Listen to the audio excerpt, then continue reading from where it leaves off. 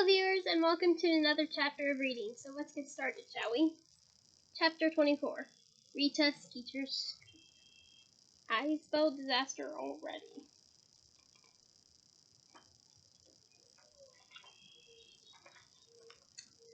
Everybody got up late on Boxing Day. The Gryffindor common room was much quieter than it had been lately, many yawns punctuating the lazy conversations. Hermione's hair was bushy again. She confessed to Harry that she had used liberal amounts of Squeezy's hair potion on it for the ball. But it's way too much bother to do every day, she said matter-of-factly, scratching a furry Crookshanks behind the ears.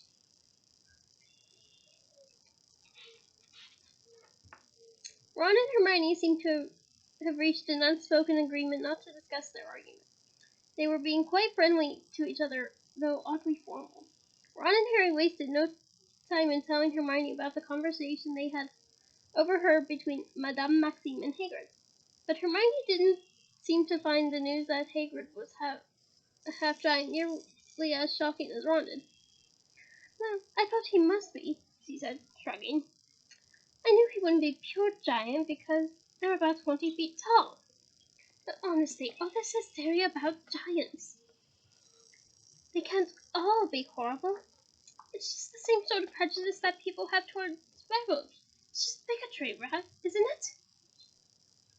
Ron looked as though he would have liked to reply scathingly, but perhaps he didn't want another go, because he contented himself with shaking his head disbelievingly while Hermione wasn't looking.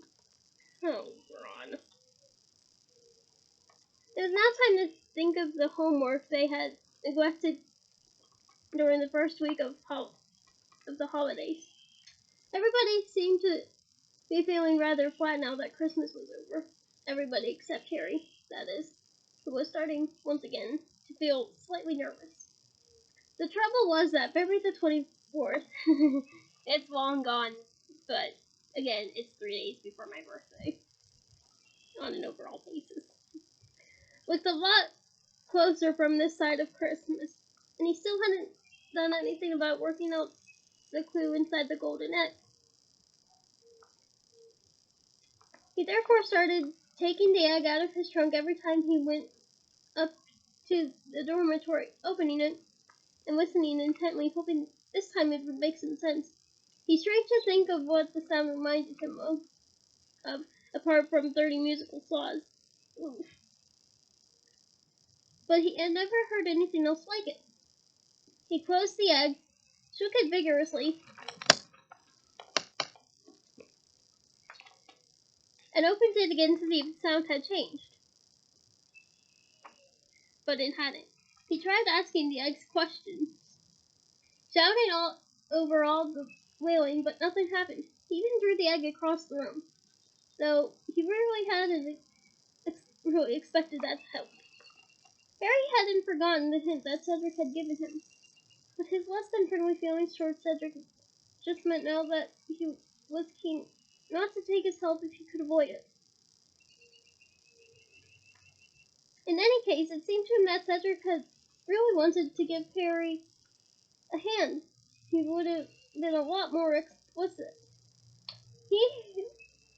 Harry had told Cedric exactly what was coming in the first test, and Cedric's idea of a fair exchange had been to tell Harry to take it back. Well, he didn't need that sort of rubbishy help, not from someone who kept walking down the corridors hand in hand with Cho anyway. Oh, Harry, jealousy will get you nowhere.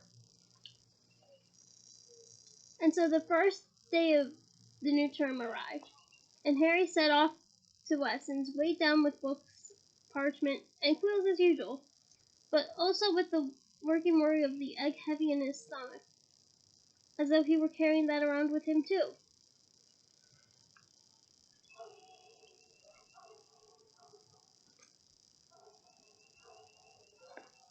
Snow was still thick upon the grounds, and the greenhouse windows were covered in condensation so thick that they couldn't see out of them in herbology.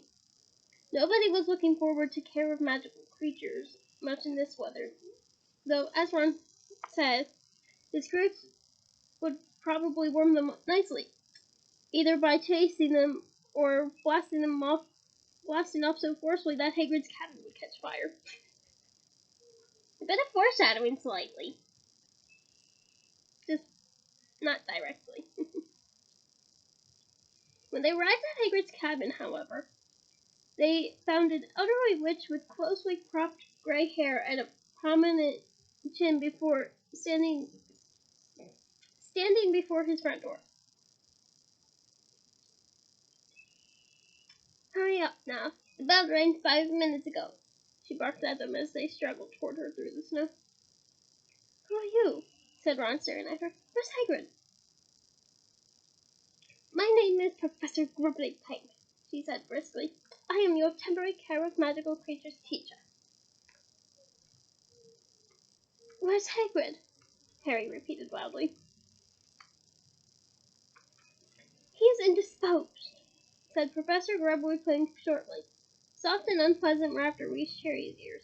He turned, and seeing Draco Malfoy and the rest of the Slytherins joining the class. All of them looked gleeful, and none of them looked surprised to see Professor Grubbly-Pink. This way, please, said Professor Grubbly-Pink, as she strode off around the paddock where the Beauxbaton horses were shivering. Oh, I would give them enchanted saddle blankets that'll keep them warm. What about you guys?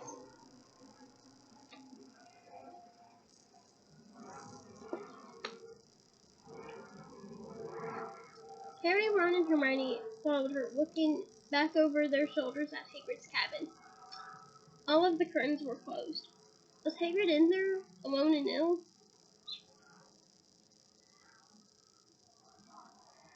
What's wrong with Hagrid? Harry said, hurrying to catch up with Professor Grubbly-Pink. Never you mind, she said, as though she thought he was being nosy.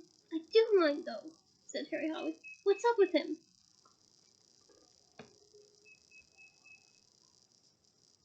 Professor Grubbly-Pink acted as though she couldn't hear him. She led them past the paddock where the huge Beauxbaton horses were standing, huddled against the cold, and toward a tree on the edge of the forest, where a large and beautiful unicorn was tethered. Yeah, I kind of share Harry and Ron's concerns, honestly, because if a teacher isn't well, I would like to do my best to make them feel better. What about you guys? Many of the girls wooed at the sight of the unicorn. I kind of would too, not gonna lie. Oh, it's so beautiful, whispered Lavender Breath. How did she get it? It's supposed to be really hard to catch. The unicorn was so brightly white it made the snow all around look gray. It was pawing the ground nervously with its golden hooves and throwing back its horned head. Boys, keep back! Barked Professor Grubbly-Pink, throwing out an arm and catching Harry hard in the chest. They prefer the women's touch, unicorns. Girls to the front and approach with care. Come on, easy does it. She and the girls walked slowly forward toward the unicorn, leaving the boys standing near the paddock fence watching. The moment Professor Grubbly-Pink was out of earshot, Harry turned to Ron. What do you reckon's wrong with him? He doesn't make us fruit. Oh, he hasn't been attacked, Potter, if that's what you're thinking, said Malfoy softly. No, he's just too ashamed to show his big ugly face. What do you mean? Said Harry sharply. Malfoy put his hand inside the pocket of his robes and pulled out a folded page of newsprint. There you go, he said. Hate to break it to you, Potter. He smirked as Harry snatched the page, unfolded it, and read it, with Ron, Seamus, Dean, and Neville looking over his shoulder. It was an article topped with a picture of Hagrid looking extremely shifty. Dumbledore's giant mistake. Albus Dumbledore, eccentric headmaster of Hogwarts School of Witchcraft and Wizardry, has never been afraid to make controversial staff appointments, writes Rita Skeeter, special correspondent. In September of this year, he hired Alastor Mad-Eye Moody, the notoriously jinx-happy ex-Auror, to teach defense against the dark arts, a decision that caused many raised eyebrows at the Ministry of Magic, given Moody's well-known habit at attacking anybody who makes a sudden movement in his presence.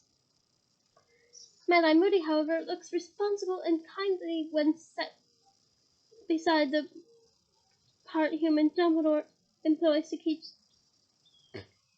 care of magical creatures. Rubius Hagrid, who admits to being expelled from Hogwarts in his third year, has enjoyed the position of gamekeeper at the school ever since, a job secured for him by Dumbledore. Last year, however, Hagrid used his mysterious influence over the headmaster to secure the additional post of care of magical creatures teacher over the heads of many better qualified candidates. An alarmingly large and ferocious-looking man, Hagrid has been using his newfound authority to terrify the students in his care with a succession of horrific creatures, while Dumbledore turns a blind eye. Hagrid has made several pupils during a series of lessons that many admit to be very frightening. I was attacked by a hippogriff, and my friend Vincent Crabbe got a bad bite off of a flubberworm, said Draco Malfoy, a fourth-year student. We all hate Hagrid, but we're just too scared to say anything. I don't hate Hagrid. If anything, he needs to get some common sense. Hagrid has no intention of ceasing his campaign of intimidation, however. In a conversation with the Daily Prophet reporter last month, he admitted that he mentioned breeding creatures that he has a blast-ended script. Highly dangerous crosses between manticores and biopaths. The creation of new breeds of magic creature is, of course, an activity usually closely observed by the Department of Regulation and Control of Magical Creatures. Hagrid, however, considers himself to be above such petty restrictions. It was just having some fun, he says before hastily changing the subject. As if this were not enough, the Daily Prophet has now unearthed evidence that Hagrid is not, as he has always pretended, a pure-blood wizard. In fact, he is not even pure human. His mother, we can exclusively reveal, is none other than the giantess Freedwolfa, whose whereabouts are currently unknown. Bloodthirsty and brutal, the giants brought up themselves to the point of extinction by warring amongst themselves in the last century.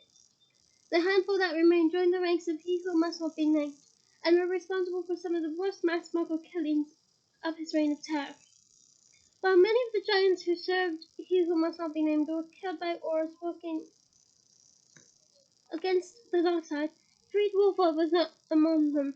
It is possible she escaped to one of the giant communities still existing in foreign mountain ranges.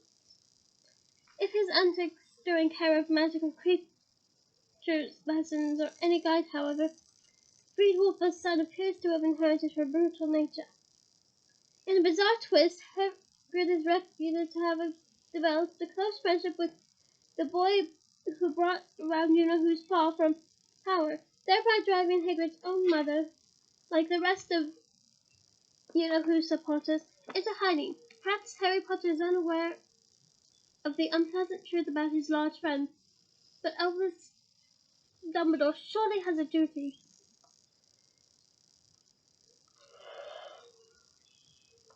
to ensure that Harry Potter, along with his fellow students, is warned about the dangers of associating with part giants.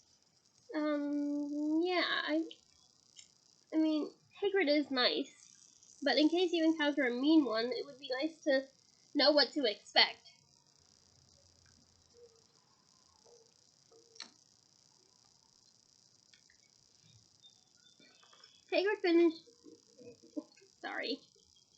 Harry finished reading and looked up at Ron, whose mouth was hanging open. How did she find out? He whispered, but that wasn't what was bothering Harry. What do you mean we all hate Hagrid? Harry spat out mouthfully. What's this rubbish about him? He pointed at Crabbe. Getting a bad bite off of his flabber one. They haven't got teeth. was sniggering, apparently very pleased with himself. Well, I think we should put an end to the Oak's teaching career, said Malfoy, his eyes squinting. Half giant. And that was me thinking he'd just swallowed a bottle of Scalagra when he was young. None of the mummies and daddies are going to like this at all. They'll be worried he'll eat their kids. You! Are you paying attention over there? Professor Grubbleplank's voice carried over to the boys. The girls were all clustered around the unicorn now, stroking it. Harry was so angry that the Daily Prophet article shook in his hand as he turned to stare unseeingly at the unicorn, whose many magical properties Professor Grumbleplank was now enumerating in a loud voice so that the boys could hear too. I hope she stays, that woman, said Parvati Patil when the lesson has ended and they were all heading back to the castle for lunch. That's more what I thought magical creatures would be. Like proper creatures like unicorns. Monsters.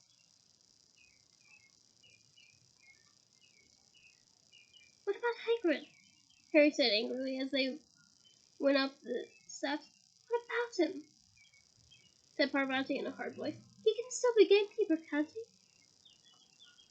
Parvati had been very cool with Harry since the ball.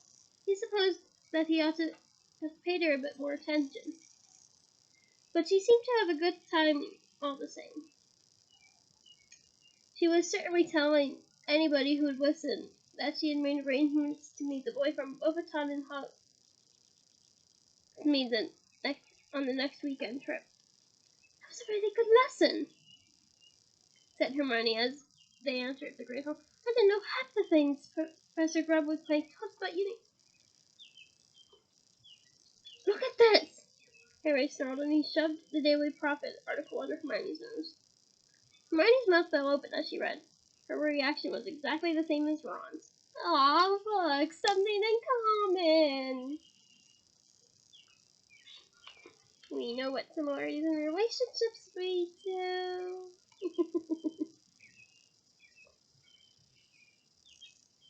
How did that horrible Skeeter woman find out? You don't think Hagrid told her?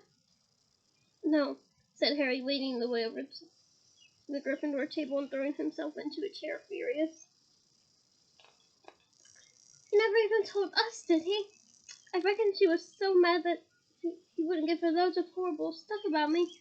She went ferreting around to get him back. Maybe she heard him telling Madame Maxime at the ball, Hermione said quietly. You'd have seen her in the garden. You have. So that is nice foreshadowing, said Ron. Anyway, she's not supposed to come into school anymore. Hagrid said Dumbledore banned her. Maybe she's got an invisibility cloak, said Harry, ladling chicken casserole onto his plate and splashing it everywhere in his anger. Chicken casserole actually sounds good. I'm gonna have to find a recipe after this. Sort of the thing she'd do, isn't it? Hide in bushes listening to people. Like what you and Ron did, you mean, said Hermione. We were trying to hear him, said Ron indignantly. We didn't have any choice. The stupid prat talking about telling his mother where anyone could have heard him.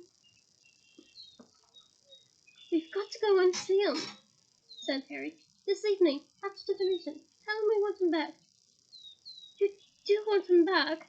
He shot at Hermione. I'm not going to pretend it didn't make for a nice change, having a proper care of magical creatures. Lesson for once. But I do want Hagrid back, of course I do. Hermione added hastily, coiling under Harry's furious stare. So that evening after dinner, the three of them left the castle once more and went down through the frozen grounds to Hagrid's cabin. They knocked, and Fame's booming barks answered. Hagrid, it's us! Harry shouted, pounding on the door. Open up! Hagrid didn't answer. They could hear Fane scratching at the door, whining.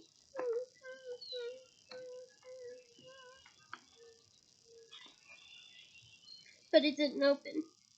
They hammered on it for 10 more minutes.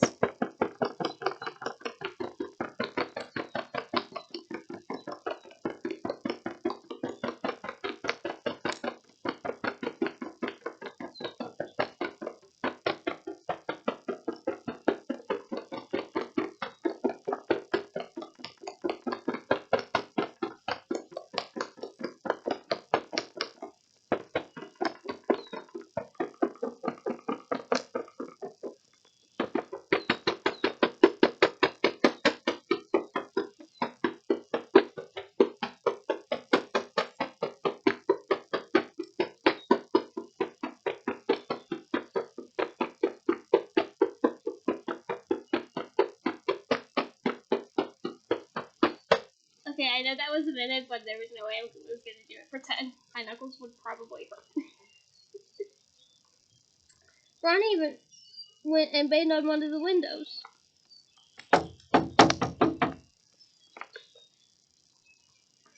But there was no response. "What's he avoiding us for?"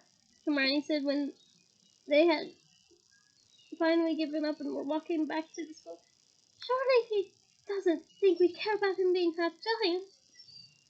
But it seemed that Hagrid did care. They didn't see a sign of him all week. He didn't appear at the staff table at meal times. They didn't see him going about his gamekeeper duties on the grounds. And Professor Scrubwoodpoint continued to take the care of magical creatures classes. Malfoy was gloating at every possible opportunity. Typical. Typical of you, Malfoy. Typical of you. "Missing your half-breed pal?" he kept whispering to Harry whenever there was a teacher around so that he was safe from Harry's retaliation. "Missing the Elephant Man?" There was a Hogsmeade visit halfway through January. Hermione was very surprised that Harry was going to go. "I just thought you'd want to take advantage of the common room being quiet." "I would," she said. "Really get to work on that egg." "Oh, I reckon I've got a pretty good idea of what it's about now," Harry lied. "Have you really?" said Hermione, looking impressed. "Well done." Oh, no. Harry's inside gave a guilty squirm, but he ignored him. He still had 5 weeks to work out that egg poo after all. And that was ages. Whereas if he went to Hogsmeade, he might run into Hagrid and get a chance to persuade him to come back. He, Ron, and Hermione left the castle together on Saturday and sailed up through the cold, wet grounds towards the gates. As they passed the Durmstrang ship moored in the lake, they saw Victor Crumb emerge on the deck dressed in nothing but swimming trunks. Okay. Not an image I wanted to see, but okay. He was very skinny indeed, but apparently a lot tougher than he looked, because he dived up onto the side of the ship, stretched out his arms, and dived right into the lake. No, I can't imagine swimming in freezing cold water. No. You enjoy all you want, Crumb. "He's mad," said Harry, staring at Crumb's dark hair as it bobbed out into the middle of the lake. "Must be freezing. It's January." And precisely my point. "It's a lot colder where he comes from," said Hermione. "I suppose it feels quite warm to him." "Yeah, but there's still the giant squid," said Ron. He didn't sound anxious. If anything, he sounded hopeful. Hermione noticed his tone of voice and frowned. "He's really nice, you know," she said. "He's not at all like you'd think coming from Durmstrang. He likes it much better here, she told me." Ron said nothing. He hadn't mentioned Victor Crumb since the ball, but Harry had found a miniature arm under his bed on Boxing Day, which had looked very much as though it had been snapped off a model figure wearing Bulgarian Quidditch robes. Oh. Harry kept his eyes skinned for a sign of Hagrid all the way down the slushy high street. and suggested a visit to the Three Broomsticks once he had ascertained that Hagrid was not in any of the shops. The pub was as crowded as ever, but one quick look around all the tables told Harry that Hagrid wasn't there. Heart sinking, he went up to the bar with Ron and Hermione, ordered 3 butterbeers from Madame Marta, and thought gloomily that he might as well have stayed behind and listened to the egg wailing after all. Doesn't he ever go into the office? Hermione whispered suddenly. Look! She pointed to the mirror behind the bar, and Harry saw Widow Bagman reflected there, sitting in a shadowy corner with a bunch of goblins. Bagman was talking very fast in a low voice to the goblins, all of whom who had their arms crossed and looking rather menacing. I don't know if you would call that menacing, but I'm just trying to provide a little bit of a visual. I hope you liked it. It was indeed odd, Harry thought, that Bagman was here at Three Broomsticks on a weekend when there was no Triwizard Tournament, and therefore no judging to be done. He watched Bagman in the mirror. He was looking strange again, quite as strange as he had that night in the forest before the Dark Market had appeared. But just then Bagman glanced over at the bar, saw Harry, and stood up. In a moment, Harry heard him say briskly to the goblins, and Bagman hurried through the pub toward Harry, his voice grinned back into place. Harry, how are he said. How are you? Been hoping to run into you. Everything going all right? Fine, thanks, said Harry.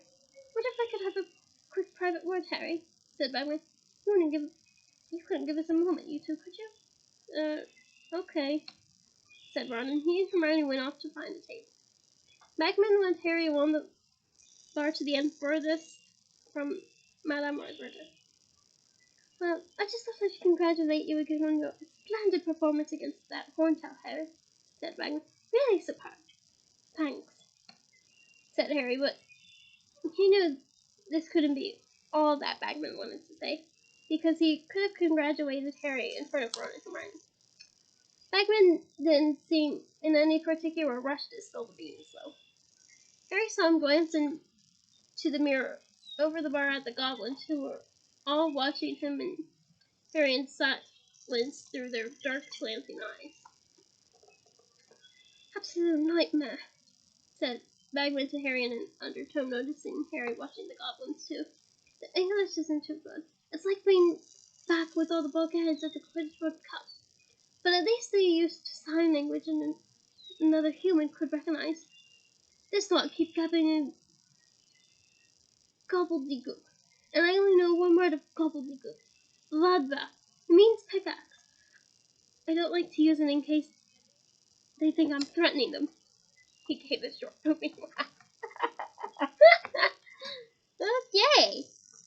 Vladva means pickaxe in gobbledygook.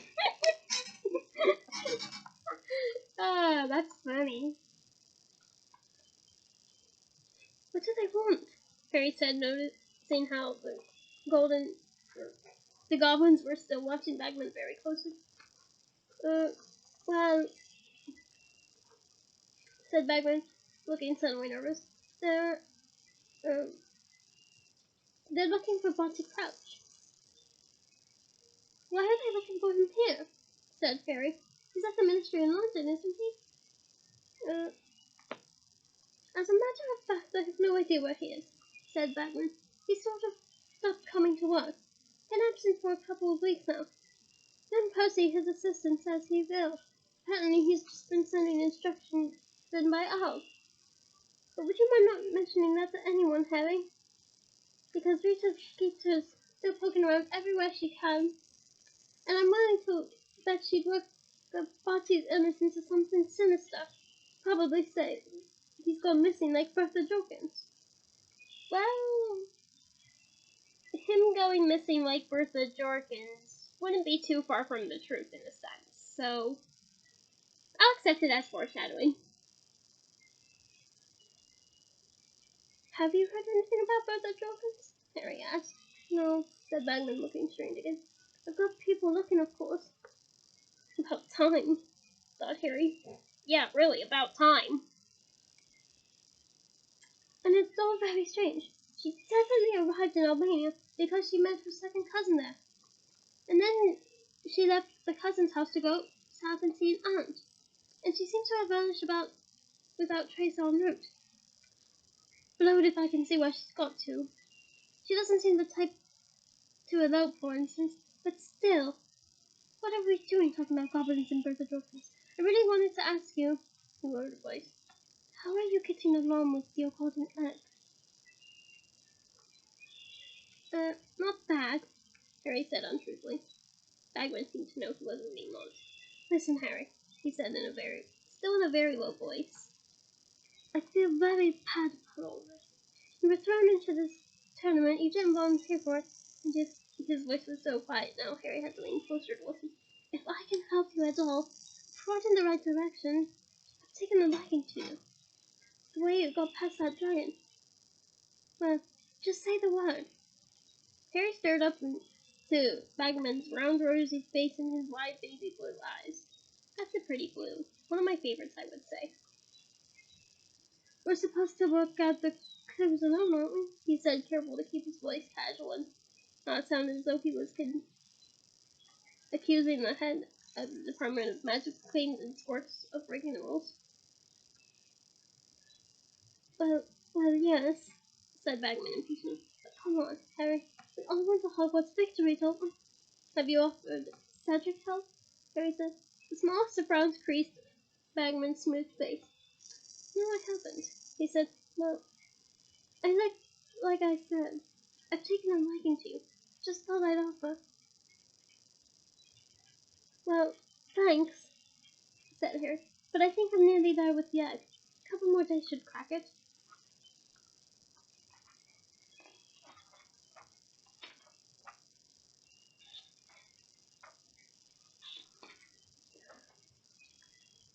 He wasn't entirely sure why he was refusing Bagman's help, except that Bagman was almost a stranger to him, and accepting his assistance would somehow much more like cheating than asking advice from Ron, Hermione, or Sirius. Again, why doesn't he get advice from Lupin? It's clear they connected right away. I would seek advice from Lupin. What about you guys?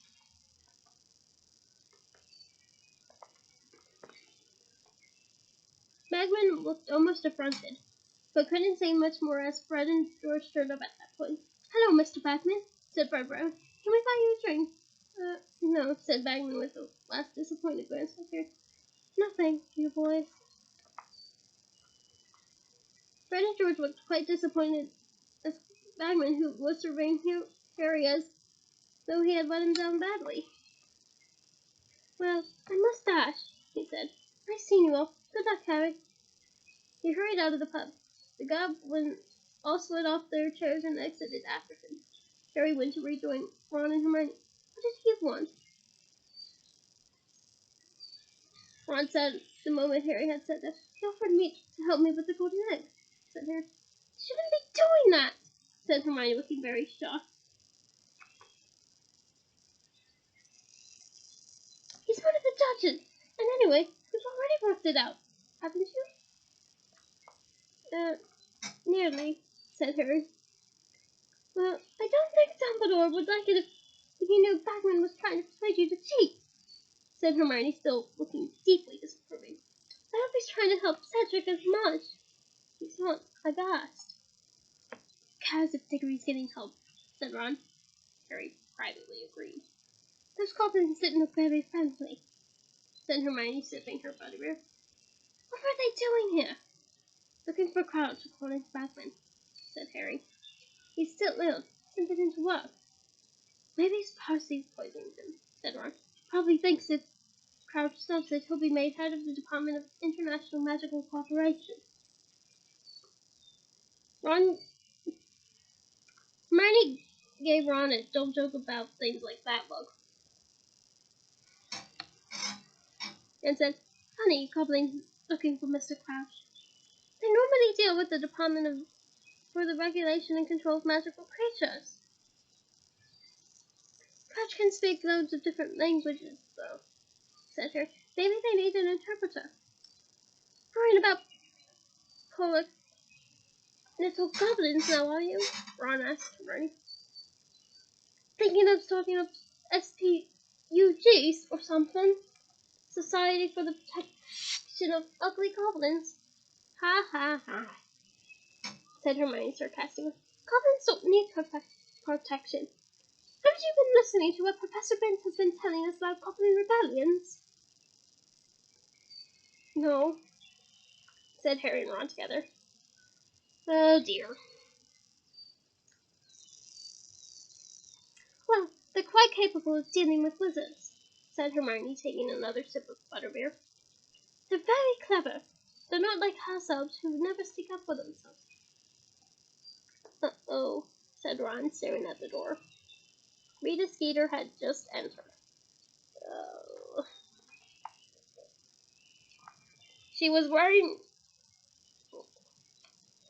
banana yellow robes today. Her long nails were painted, shocking pink, and she was accompanied by her paunchy photographer.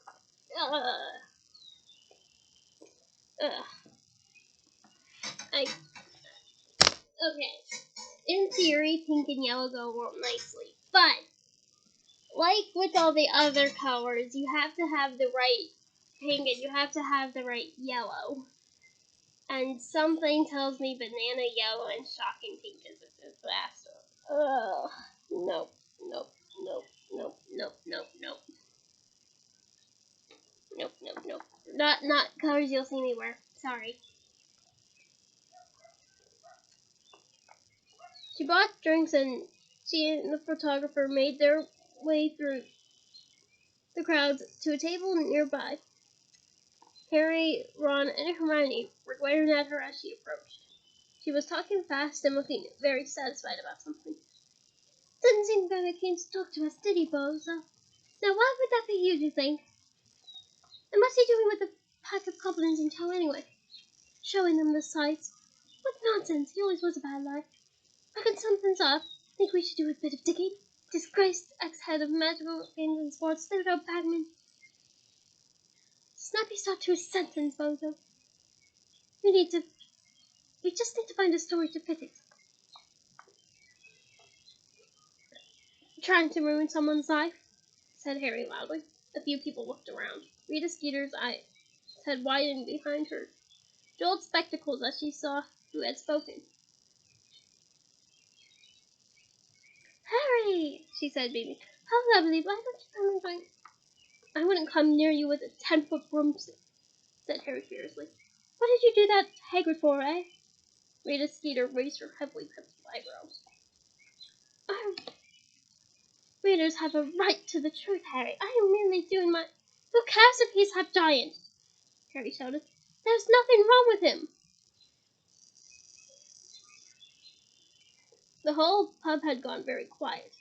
Madame Rosmerta was staring over from behind the bar, apparently oblivious to the fact that the flagon she was filling with me was overflowing.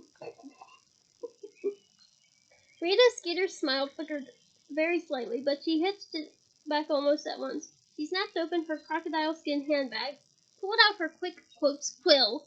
Ugh. Rita Skeeter is always driving me insane. Is it? How about giving me an interview about the Hagrid you know, Harry? The man behind the muscles, your unlikely friendship and the reasons behind it. Would you call him a father's substitute? Hermione stood up very abruptly, her butterbeer clenched in her hand as though it were a grenade. Yes! Throw it at her, please! He deserved it for that repulsive outfit. and misspelling it. Okay, she deserved it for her character overall, so please throw it at her, Hermione. Please, please, please, please, please. You horrible woman, she said through gritted. You don't care, do you? Anything for a story and anyone will do, won't they? Even Ludo Bagman.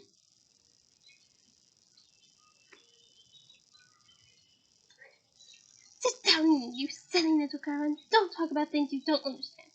Oh, I think she understands completely, and I do too. I'm with Hermione on this one. We need to stand up to the Rita Skaters of the world. Just saying. Moving on. Said Rita Skeeter coldly, her eyes hardening as they fell on Hermione. I know things about little Bagman that would make your hair.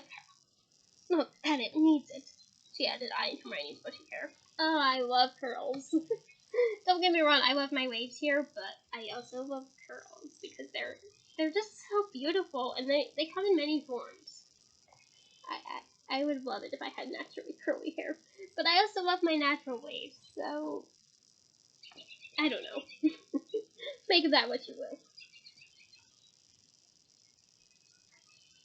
Let's go, said Hermione. Come on, Harry, Ron. They left. Many people were staring at them as they went. Harry glanced back as they reached the door. Rita Skeeter's quick quill was out. It was zooming backward and forward over a piece of parchment on the table. She'll be after you next, Hermione, said Ron in a low and worried voice as they walked quickly back up the street. Aw, he's worried about her. Let her try, said Hermione defiantly. She was shaking with rage. I'll show her. Silly little girl am I. Oh, I'll get her back for this. First Harry, then Hagrid. You don't want to go upsetting Rita Skeeter, said Ron nervously. I'm serious, Hermione. She'll pick up something on you. My parents don't read the Daily Prophet. She can't scare me into hiding, said Hermione, now striding on so fast that it was all Harry and Ron could do to keep up with her. The last time Harry had seen Hermione in a rage like this, she had hit Draco Malfoy around the face. Oh yes, I love that. You can find that moment in Prisoner of Azkaban. Don't worry, it has to be you too.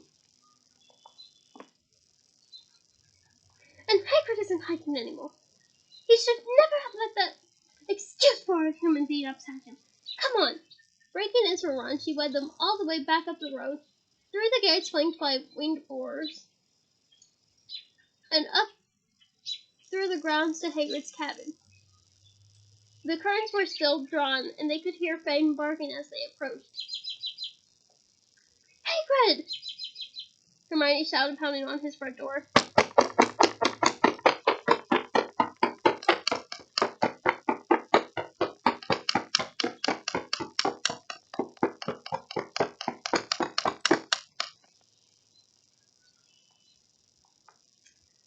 Hagrid, that's enough! We know you're in there! Nobody cares if your mom was a giant tiger! You can't let that Skeeter woman do this to you! Hagrid, get out of here! You're just being... The door opened. Hermione said, "About time." Then she stopped very suddenly because she had found herself face to face, not with Hagrid, but with Albus Dumbledore. Good afternoon, he said pleasantly, smiling down at them. Wait, wanted to say Hagrid, said Hermione in a rather small voice. Yes, I surmised as much, said Dumbledore, his eyes twinkling. Why don't you come in? Oh, okay, said Hermione. She, Ron, and Harry went into the cabin. Fang launched himself upon Harry the moment he entered, barking madly and trying to lick his ears. I think many dog owners will definitely relate to Harry in that moment. Always having somewhere, or not somewhere, but always ready to welcome you back. Harry fended off Fang and looked around. Hagrid was sitting at his table, where there were 2 large mugs of tea. He looked like a real mess. His face was blotchy, his eyes swollen, and he had gone to the other extreme where his hair was concerned. Far from trying to make it behave, it now looked like a wig of tangled wire. That'd be a very unpleasant wig.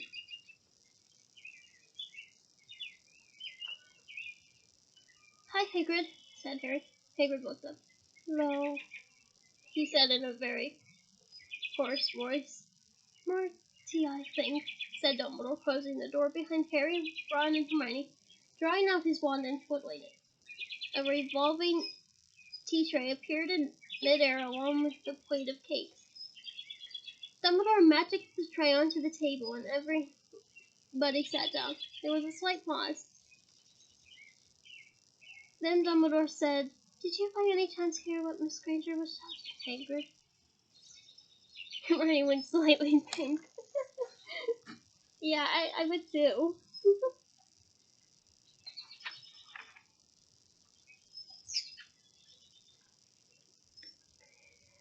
But Dumbledore smiled at her and continued, "Hermione, Harry, and Ron still seem to want to know you, judging by the way they were attempting to break down the door." Break down the door? Like, I don't really qualify as banging on the door, breaking it down, but if you punch it continuously hard enough, yeah, I guess it probably would break down. So, never mind. "Of course I still want to know you," Harry said, staring at her. "You don't think anything that Skeeter told..." "Sorry, Professor," he added, quickly looking at Dumbledore. "I've gone completely deaf and haven't any idea what you said, Harry," said Dumbledore, twiddling his thumbs. I just love that.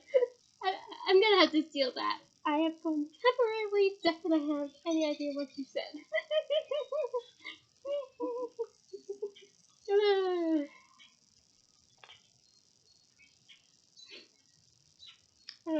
Right, said Harry sheepishly. "I just meant, Hagrid, how could you think we'd care about what that woman wrote about you?" Two fat tears leaked out of Hagrid's beetle black eyes and fell slowly into his tangled beard. "Living proof of what I've been telling you, Hagrid," said Dumbledore, still looking carefully up at the ceiling. "I have shown you the letters from the countless of parents who remember you from their own days here, telling me in no uncertain terms that if I sacked you, they would have something to say about it." Aww, there are parents who were taught by Hagrid and they loved him. That is so heartwarming. I'm not crying, I swear I'm not crying.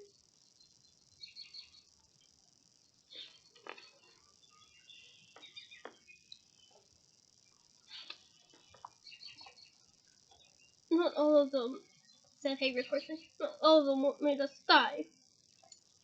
"Really, Hagrid, if you are holding out for universal popularity, I'm afraid you will be in this cabin for a very long time," said Dumbledore, now peering sternly over his half-moon spectacles. "Not a week has passed since I became headmaster of this school when I haven't had at least one owl complaining about the way I run it. But what should I do? Barricade myself in my study and refuse to talk to anybody?" "Yeah, you're not half giant," said Hagrid, croakily. "Hagrid, look what I've got for relatives," Harry said fiercely. "Look at the Dursleys!" "An excellent point," said Professor Dumbledore. "My own brother Aberforth was prosecuted for practicing inappropriate charms on a goat. It was all over the papers, but did Aberforth hide? No, he did not. He held his head high and went about his business as usual. Of course, I'm not entirely sure he can read, so that may have not been bravery." It's nice that we get this little mention of Aberforth, because it really foreshadows Deathly Hallows.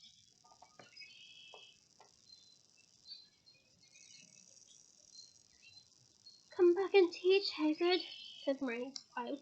"Please come back. I really miss you." Hagrid gulped. More tears leaked out of his cheeks and into his tangled beard. Dumbledore stood up. "I refuse to accept your resignation, Hagrid, and I expect you back at work on Monday," he said. "You will join me for breakfast at 8:30 in the Great Hall. No excuses. Good afternoon to you all." Dumbledore left the cabin, pausing only to scratch Bane's ears. When the door had shut behind him, Hagrid began to sob into his dustbin wedge-sized hands. Hermione kept patting his arm, and at last Hagrid looked up, his eyes very red indeed, and said, "Great man, Dumbledore. Great man." "Yeah, he is," said Ron. "And I've wanted those cakes, Hagrid? Help yourself, said Hagrid, wiping his eyes on the back of his hand. And he's right, of course. You're all right. I've been stupid. My old dad would have been ashamed of the way I've been behaving. More tears leaked out, but he wiped them away more forcefully. And said, never show me a picture of my old dad, have I? Yeah. Hagrid got up, went over to his dresser, opened a drawer, and pulled out a picture of a short wizard with Hagrid's crinkled back eyes beaming as he sat on top of Hagrid's shoulder. Hagrid was a good 7 or 8 feet tall, judging by the apple tree beside him. But his beard was young, round, and smooth. He looked hardly older than 11. This was just back after I got into Hogwarts, Hagrid croaked. Dad was the top, well, I meant the wizard. See, doesn't mean Mum. But anyway, of course I never was great shakes at magic, really. But at least he never saw me expelled. Dad, seeing me second year. Dumbledore was the one who stuck up for me after Dad got me the gamekeeper job. Trust people, he does. Gives them second chances. That's what sets him apart from the other heads, see? You know, he'll accept anyone at Hogwarts, so long as they've got the talent. Knows people can turn out okay, even if their families weren't. Now, all that respectable. But some don't understand that. There's always some who always hold it against you. There's some who even pretend they just had big bones rather than stand up and say, I am what I am, and I am not ashamed. Never be ashamed, my old dad used to say. And there's some who hold it against you, but they're not worth bothering with. And he was right. I've been an idiot. I'm not bothering with her no more. I promise you that. Big bones. I'll give her big bones. Harry, Ron, and Hermione looked at one another nervously.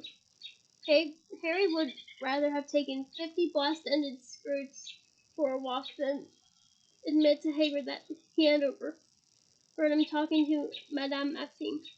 But Hagrid was still talking, apparently unaware that he had said anything. You know what, Harry? He said, looking up from the photograph of his father, his eyes very bright. When I first met you, you reminded me a little bit.